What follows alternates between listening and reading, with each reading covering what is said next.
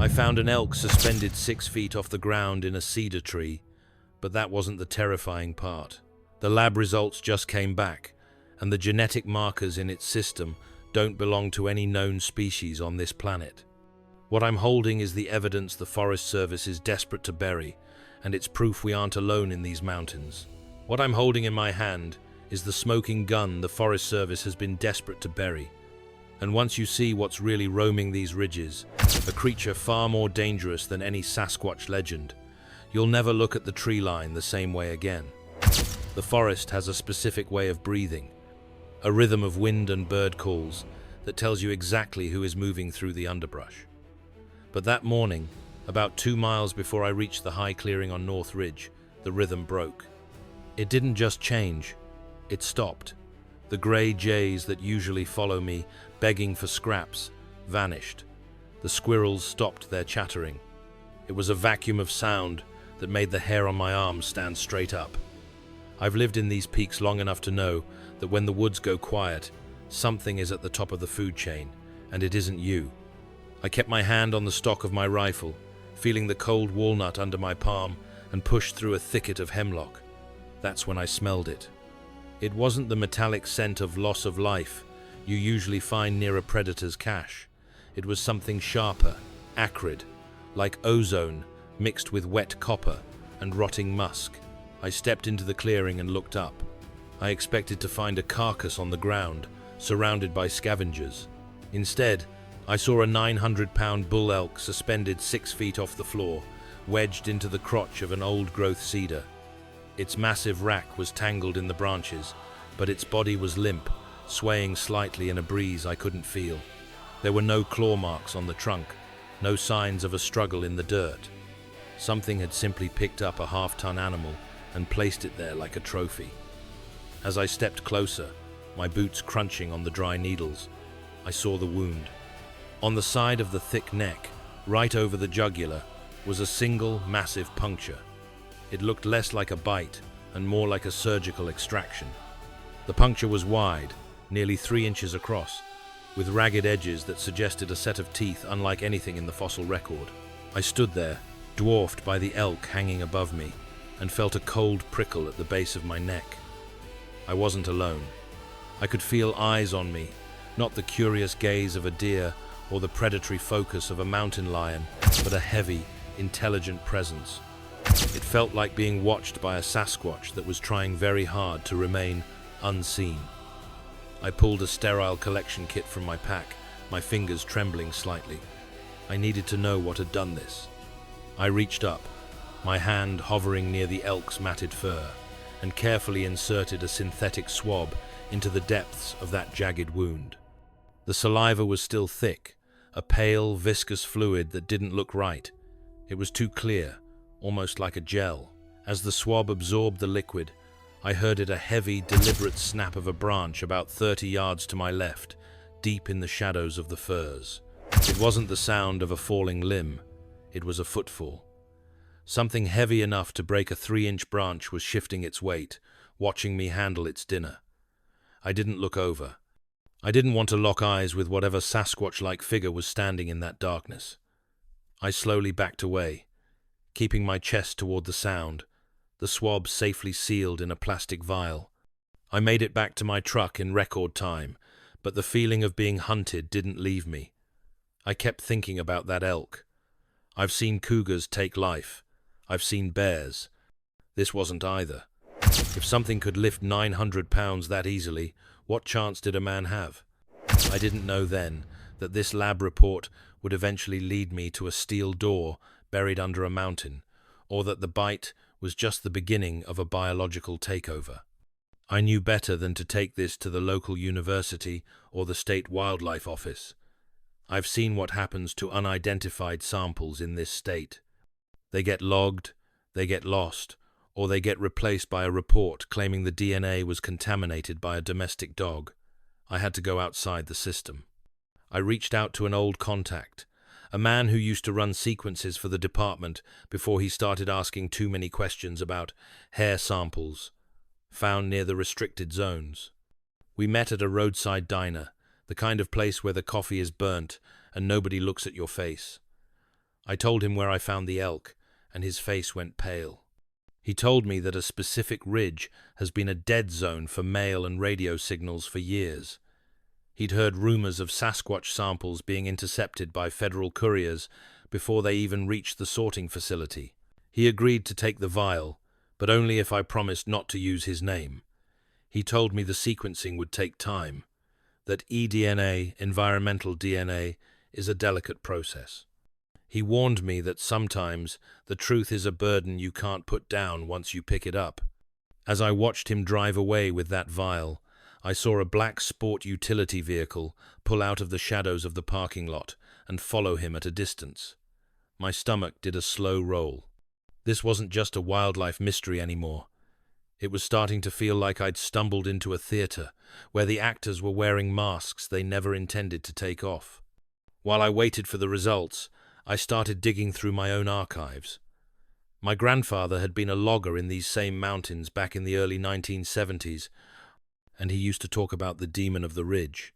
He wasn't a man given to tall tales or ghost stories about a Sasquatch.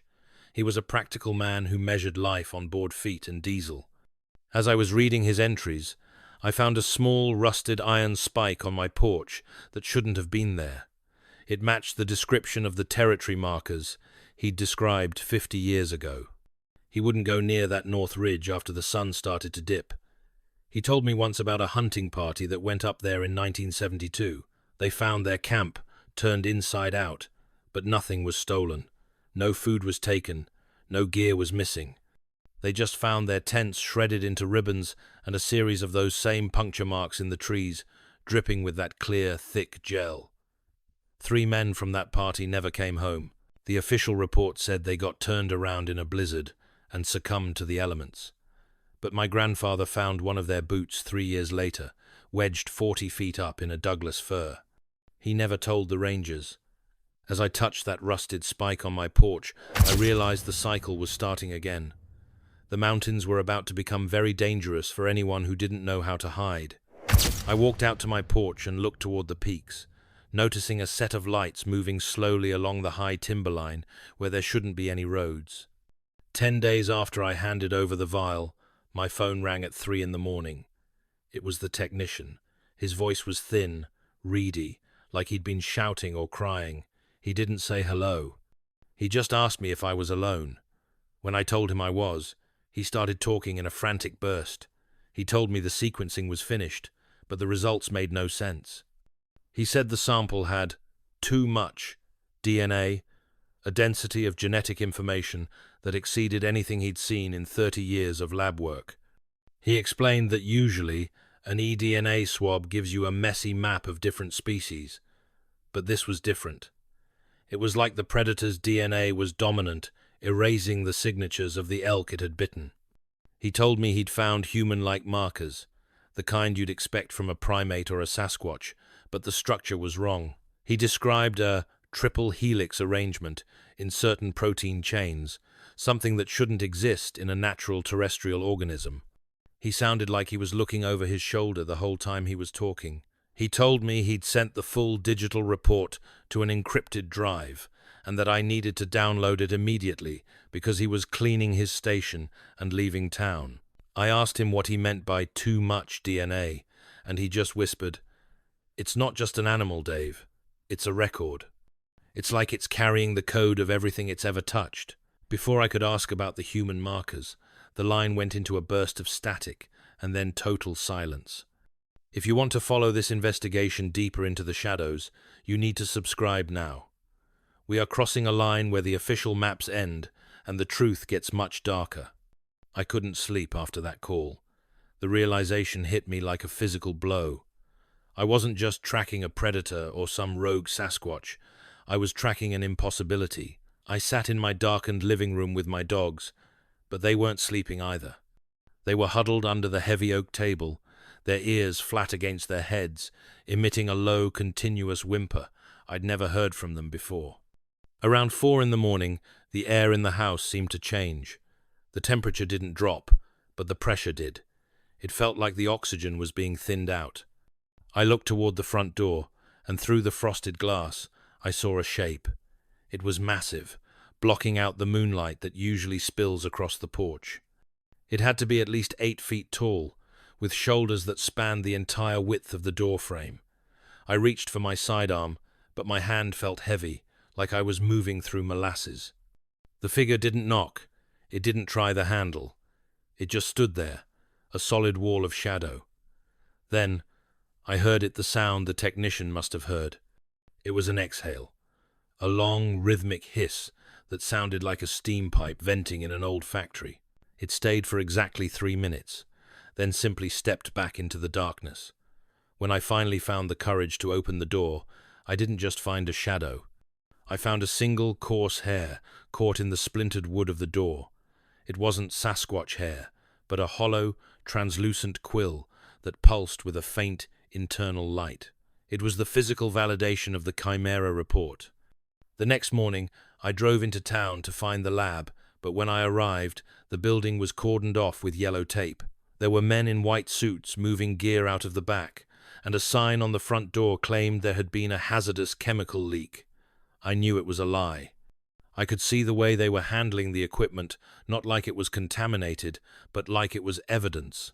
I circled the block and found the dead drop location the technician had mentioned in an old email, a hollowed-out fence post behind a shuttered gas station. Inside was a thumb drive wrapped in a page torn from a biology textbook. I didn't wait to get home. I went to a public library 3 towns over and plugged it in. The file was labeled Anomaly 9. As the data loaded, I saw the partial sequence the tech had mentioned. It wasn't just a mess of codes, it was a map. Under the header for species identification, the computer had circled a section of the genome and flagged it with a word that chilled me to the marrow: chimera.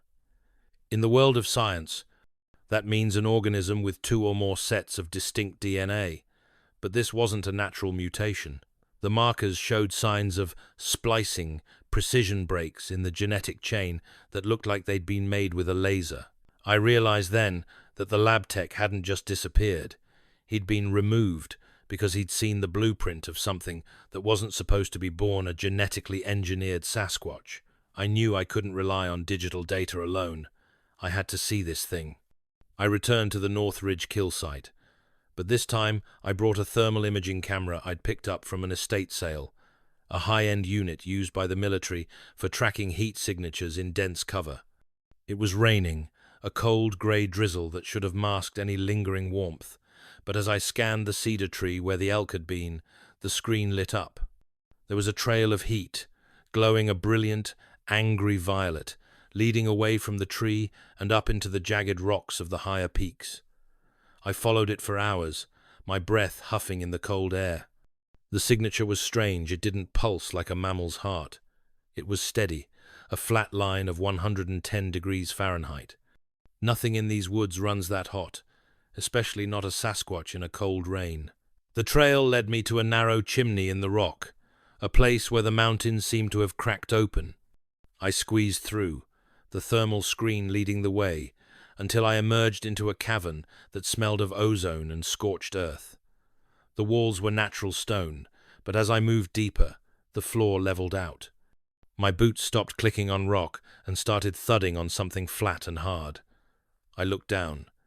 It was polished concrete, reinforced with steel rebar. I wasn't in a cave anymore.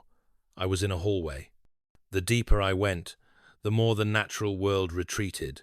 The concrete was clean, devoid of the dust and debris you'd expect in an abandoned mine. I reached a heavy steel door that looked like it belonged on a submarine. It was slightly ajar, the hydraulic hiss of its seal long since dead. I pushed it open and stepped into a room that looked like a surgical theater from a nightmare. There were restraints on the tables, massive, reinforced leather straps that were frayed and torn, as if something had simply stood up and walked through them. In the center of the room was a computer terminal, its screen flickering with a low-voltage pulse. I didn't need to be a hacker to see what was on it. It was the same Anomaly 9 file, but this one had photographs. I saw the creature, not a blurry image of a Sasquatch from a trail cam, but a high-definition medical shot. It was covered in dark, matted hair, but underneath, the musculature was terrifyingly human. The face was a mask of ancient intelligence and modern pain. The caption under the photo read, Subject 09, Field Testing Phase 3. My hands were shaking so hard I nearly dropped the camera. I realized then that the Demon of the Ridge wasn't just a legend, it was a prototype. I sat there in that cold, underground room, the blue light of the monitor reflecting in my eyes, and read the full lab report. The data showed that the creature's DNA was 99% human, but that final 1% was labeled extraterrestrial origin, non-classified. It wasn't a Sasquatch in the traditional sense. It was an ancient hominid strain, something like a Denisovan, that had been edited with a genetic sequence that didn't originate on this planet. The report explained that the creature's saliva wasn't just a digestive aid, it was a delivery system. The bite I'd seen on the elk wasn't meant to take its life immediately. It was meant to tag the animal, injecting a sedative and a biological tracer so the handlers could track its movement through the forest. They were using the elk as a test of the creature's ability to hunt, track, and subdue targets without leaving a trace. It was a living weapon, designed for a type of warfare that doesn't involve bullets or bombs. It involves the total biological control of a territory. What do you think this means? Is this a government Sasquatch project gone wrong, or something much older that they are just trying to harness? Comment below and let me know your theories. And tell me which mountain mystery I should look into next, because I think I've only scratched the surface of this one. The report went on to describe the predator's purpose. These things weren't being bred just to exist in the woods, they were being seeded across the national forest system. Suddenly, the facility's calm shattered. A siren began to wail, a piercing, high-frequency scream that seemed to vibrate the very concrete. I heard the sound of reinforced glass shattering somewhere deep in the complex, followed by the frantic shouting of men and the heavy, rhythmic thud of something massive moving against the grain of the architecture. The Sasquatch anomaly wasn't just showing signs of self-awareness, it was in full revolt. The report had mentioned behavioral instability, but this was a total containment failure. The air in the hallway filled with the scent of ozone and something hot and metallic. I realized the creature had ended the elk to build up the protein reserves needed for this very moment. It wasn't just hunting for food, it was fueling a breach. I didn't stay to find out if the door would lock. I ran. I moved through those concrete halls like a man possessed, the thermal camera swinging wildly in my hand. I could hear the Sasquatch behind me, not running, but moving with a terrifying, heavy grace. It was clicking, a sound like two stones being struck together, a biological sonar it was using to map the pitch-black tunnels. I burst through the steel door and scrambled through the rock chimney, skinning my shoulders on the jagged stone. I didn't stop until I reached my truck. As I pulled away, I saw the lights again, 3 black sport utility vehicles racing up the logging road. They were coming for the subject, but I knew they were too late. I returned home to find a patrol already waiting at my gate. The silence protocol was being enacted in real time. My property was being condemned, not just to hide the creature, but to trap me. I had to dodge a foot patrol in my own woods just to reach the workshop where I'd hidden the thumb drive. The forest was changing in real time, right under my feet. They've cut my lines and blocked the roads, but they don't know the mountains like I do. I'm moving through the shadows of my own land, playing a game of cat and mouse with men who have thermal goggles but no instinct for a real Sasquatch hunt. I realized then that the bite on the elk wasn't just a delivery system. The lab report mentioned that the creature's DNA had a high rate of horizontal gene transfer. That means once it bites something, its genetic code starts to change the host. It doesn't just take the life of the animal, it prepares it to become something else. It was an invasive species in the most literal sense of the word. The Demon of the Ridge was a biological terraforming tool, and it was loose. The mountains are no longer a place of natural wonder. They are a lab where the containment has failed, and I am the only witness left.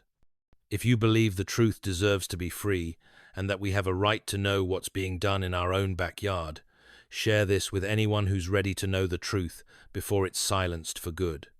I moved my base of operations to a cabin even deeper in the mountains, a place that isn't on the tax maps. But even here, I'm not alone.